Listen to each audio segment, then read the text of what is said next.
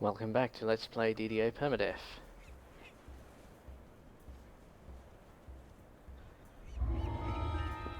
So I am trying to get myself another action point before I do Cane of Crystal, since I think I can get my skeleton summons with the next action point, and that will make the next quest much easier. Oh, the next serious quest. Whoops, I'm meant to be not breaking them in this quest. I should pay attention rather than talking, I guess.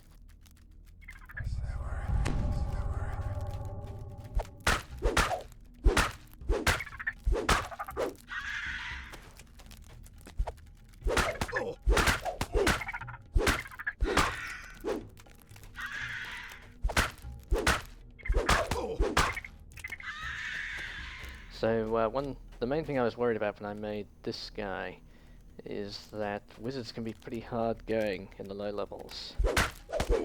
So I wasn't sure if he'd be a great idea for a series of videos.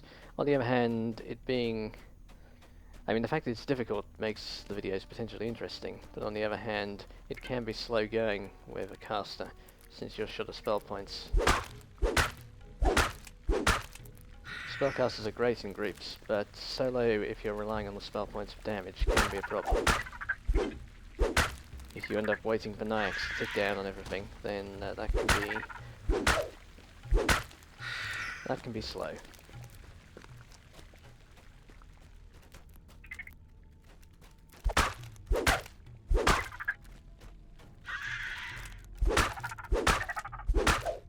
The spiders no longer infest the eastern wing of the crypt.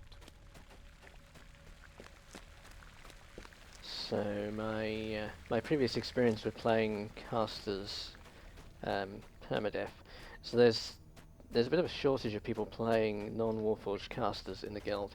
People find it fairly hard to keep fleshy casters alive. Fleshy arcane casters, I mean. Wizards and sorcerers, almost all the people playing them at high levels in the guild are on Warforged.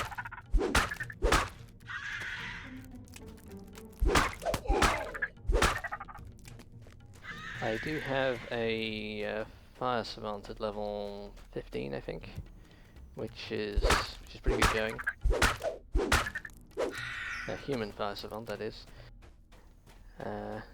And I've played Pal Masters a couple of times before. So my previous Pal Master was my int 18 con 18 human build, which I mentioned before.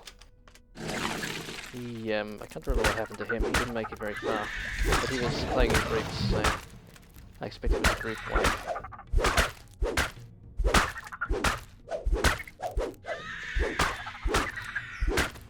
You cleared the infestation from the crypt's northern wing. My previous Pal Master was one of my soloers. He died at level 8 or 9 doing, let's see, doing the Grave Robber in House J. He got caught out by the double damage from Searing Light.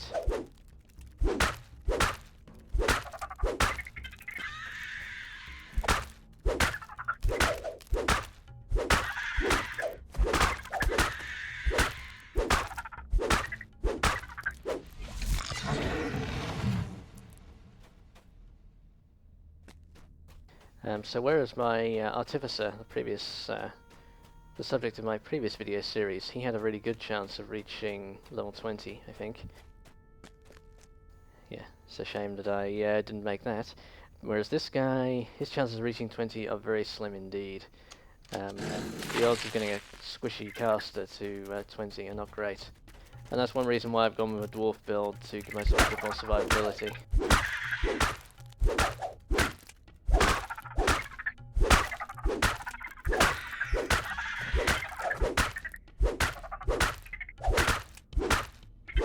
Cleared the infestation from the southern wing of the crypt. Getting con 18 into 18 base as a starting point should give me a bit of an advantage for surviving.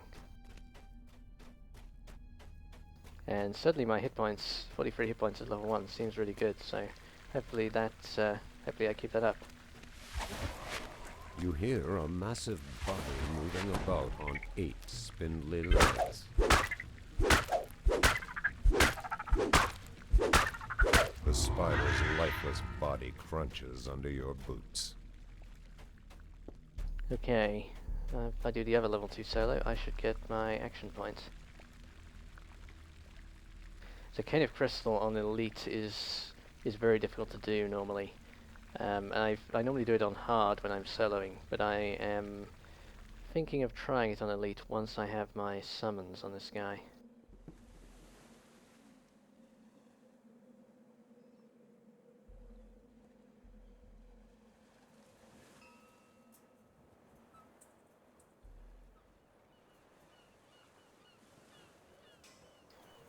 That quarter staff is less damage, but I would get a +1 to hit, which might actually make a difference on this guy. Yeah, let's try that.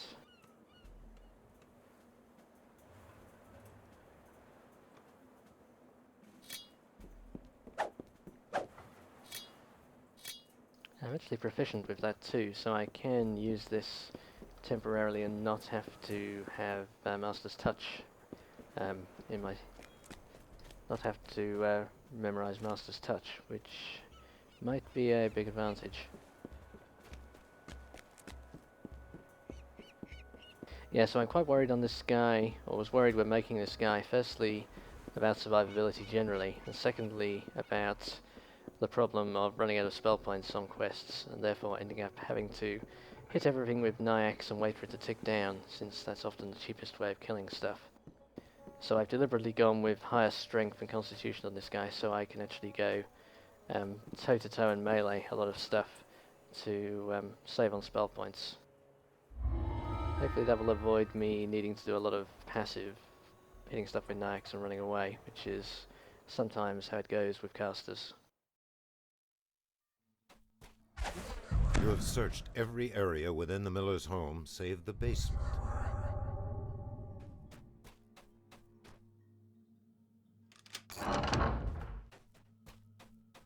Right, now the dogs in here do trip, so this might be a little dangerous. Niac is generally pretty effective against the dogs, but I'm only level 1, so I'm not hitting for a lot of points of damage with Niac yet. Apparently hitting with enough.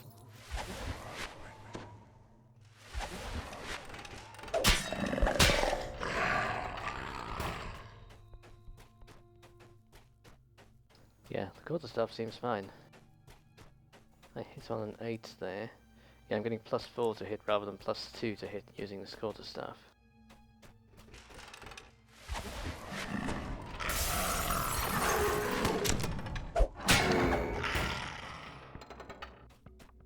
Yeah, the extra +2 to hit is probably quite useful for this guy right now.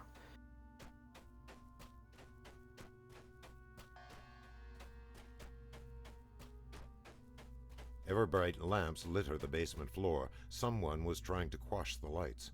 The miller has told you the goods meant for the coin lords are in the back room of the basement. A particularly nasty-looking iron defender charges forward.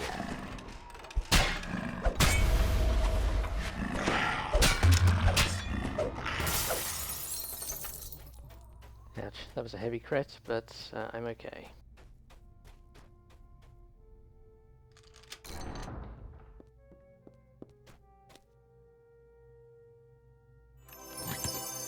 You have acquired the miller's goods. Time to return them to Berrigan. Alright, there's my extra action point.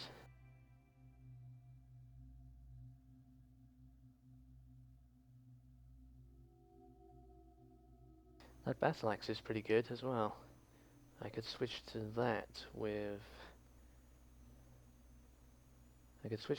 Master's Touch. That would be quite decent.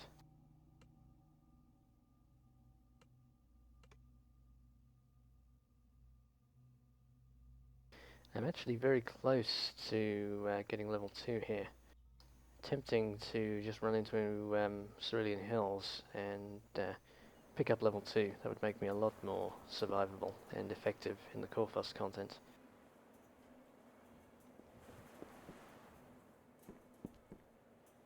An accuracy item. Now that would have been really useful in any other slot, but I don't really want to stop using my heirloom item almost immediately. That would be sad.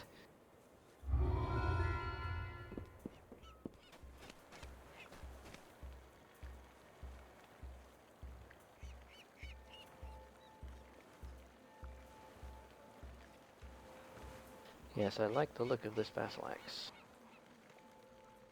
That's better than the rusty great axe. I suppose there's no glancing blow damage, but it's a better plus to hit than the great axe was. Yeah, I think that's an upgrade.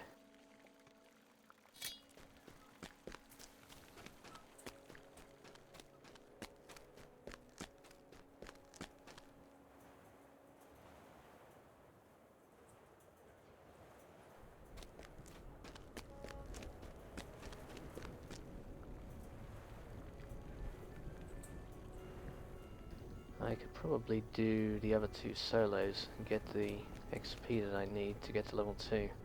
Let's do that.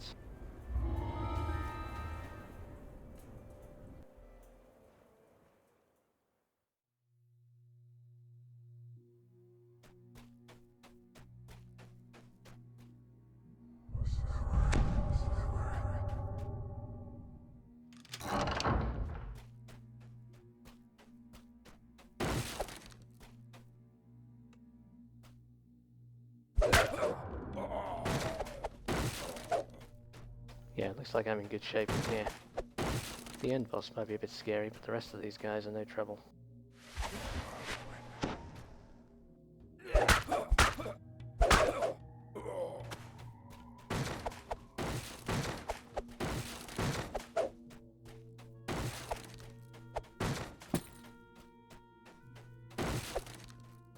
don't think I have a good way of breaking these exploding barrels, though. Oh, I have the wand, of course. Cool.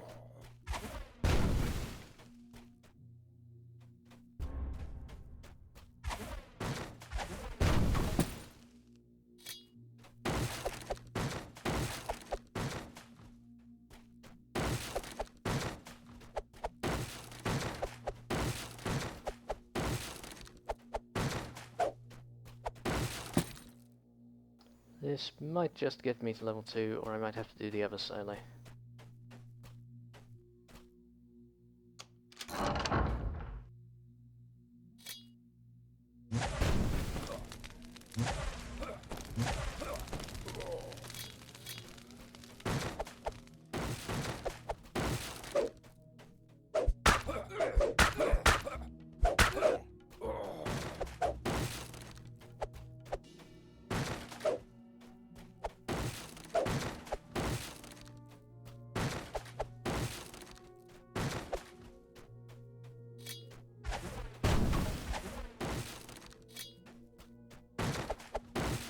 Do have to be careful of the exploders in here with only 40 hit points.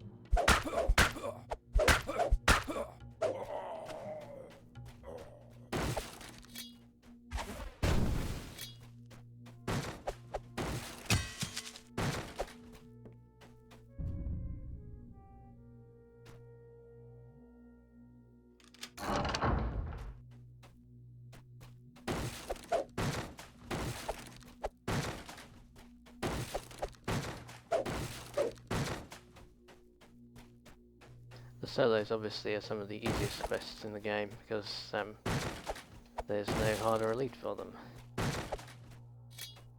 And they don't count against bravery streaks either, which is nice.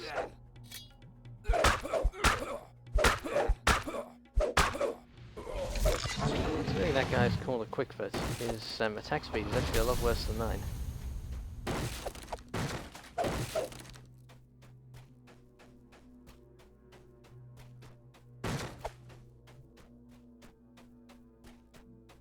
Alright, that's the complete circuit of the start area.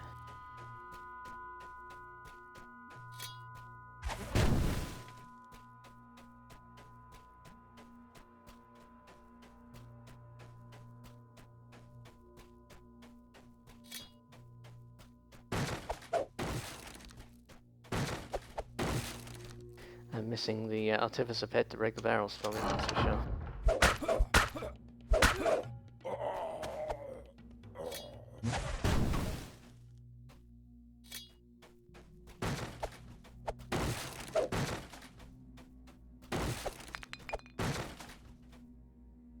Yes, this was a good plan actually. I usually do all of Korthos village first, but doing the solos here is going to give me a real chance of doing the rest of the village on Elite, I think.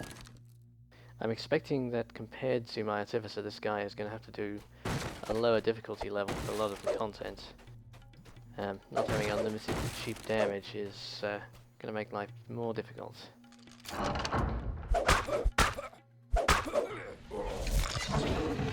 Also, there's no question that the ablative armor that the Artificer had was helping me enormously.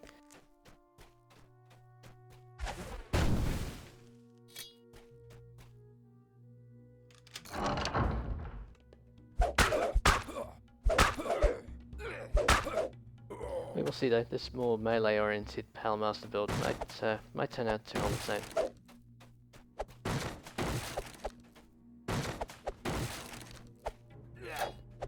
Hey.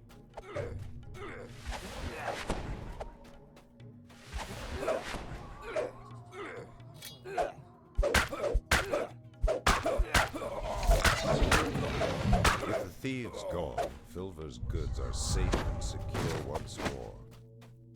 That got exciting briefly. Fortunately, those guys can... Oh, of course. They couldn't get through the DR on my cloak. Nice. I wondered why they were hitting the 0 all the time. Now I can see if they've been armed with rusty daggers, I could see them rolling ones and still getting 0 damage. But rolling ones the whole time would have been a little unlucky for them. No, they just couldn't break through my DR. Sweet.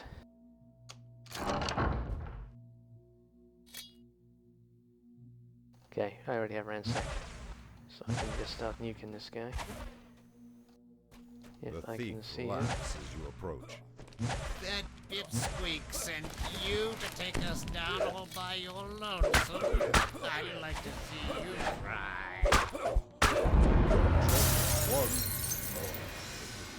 Alright, nice. Disbelief as he falls to the ground. Just made it to level 2.